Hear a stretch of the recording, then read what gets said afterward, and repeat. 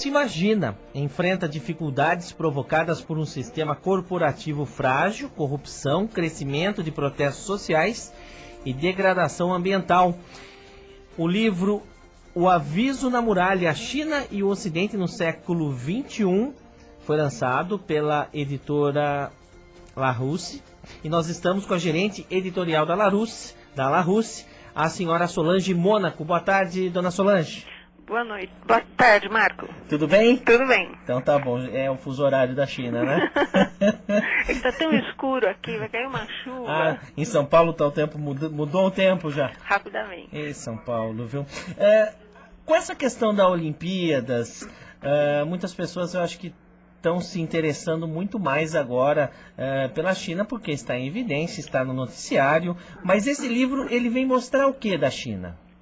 Olha, ele vem falar que a China, ela não é tão ameaçadora, porque o pessoal geralmente está falando que a economia da China vai engolir toda a economia mundial por causa da sua força e que as questões sociais elas não vão interferir tanto assim na economia, né? Porque ela está se mostrando um capitalismo com características muito próprias.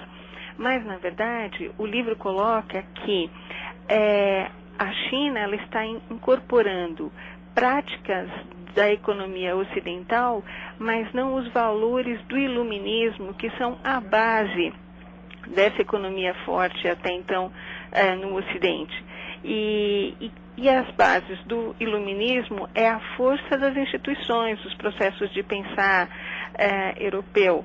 Então, é por isso que o livro coloca uma questão diferente nesse contexto da China. Esse livro, ele é de um autor... Ele é americano. Ele é americano. Mas vive hoje em Londres. O Hilton, ele é diretor-presidente da Work Foundation e colunista da Observer. E ele foi editor e depois editor-chefe dessa publicação. Ele iniciou sua carreira no jornalismo como correspondente de economia para o programa da BBC Newsnight e para o Guardian. Então ele é uma autoridade em observar a China de um ponto de vista internacional e suas relações com outros países. Então, os Estados Unidos, todos os países europeus, suas relações também agora com a África e com a América do Sul na compra de commodities também. E ele também morou na China? Não. Até onde eu sei, até onde a gente tem informação, ele não morou na China, mas por causa de sua profissão, o tempo inteiro ele tem que observar os movimentos mundiais, da economia mundial. E como tem sido a venda desse livro? Olha, a gente está tendo uma boa recepção desse livro, exatamente por causa da questão colocada.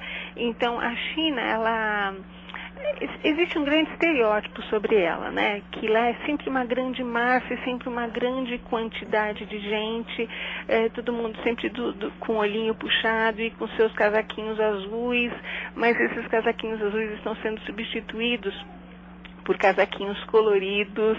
Então, um pouco da individualidade dos chineses está aflorando por conta desse crescimento econômico também. Então, esse livro, ele passa a ser uma ótima oportunidade para você vencer um pouco o estereótipo e entender um pouco mais a China como interlocutor. Então, esse livro, por exemplo, ele é bárbaro para pessoas que comercializam com a China. Então, há muita gente importando material. Então, se você conhece um pouco mais um contexto chinês, do povo, você certamente vai poder negociar, interagir de uma maneira mais segura. Mais segura que eu digo assim, quando você vence a superficialidade, vence a obviedade, você consegue ter uma palavra mais forte, uma palavra mais precisa. Então, esse livro é muito útil para essas pessoas que comercializam com a China, fazendo negócios direto com os chineses. Mas um outro aspecto interessante também é que, para um jornalista, esse livro é uma aula de observação. Quais os pontos de uma sociedade você precisa observar para fazer a sua observação, ou na área econômica ou na área social, quais são as relações históricas, quais são as relações contemporâneas, sociais e econômicas, quais são as relações de trabalho que imperam. Então, esse livro, estamos tendo uma grata surpresa. Ele está, assim, ainda quentinho da Gráfica, saiu há pouco tempo, realmente é um lançamento novíssimo, mas a gente já está começando a repor os estoques. Então, a gente crê que é uma coisa... O livro está sendo bem recebido. Podemos dizer que é uma aula. Então, É serve uma como uma aula, um aula. aprendizado da China. É um aprendizado e o texto ele é muito gostoso porque como é um jornalista muito experiente, o autor, então o texto flui facilmente. Ele consegue contornar aqueles dados chatos de estatística ou alguma coisa histórica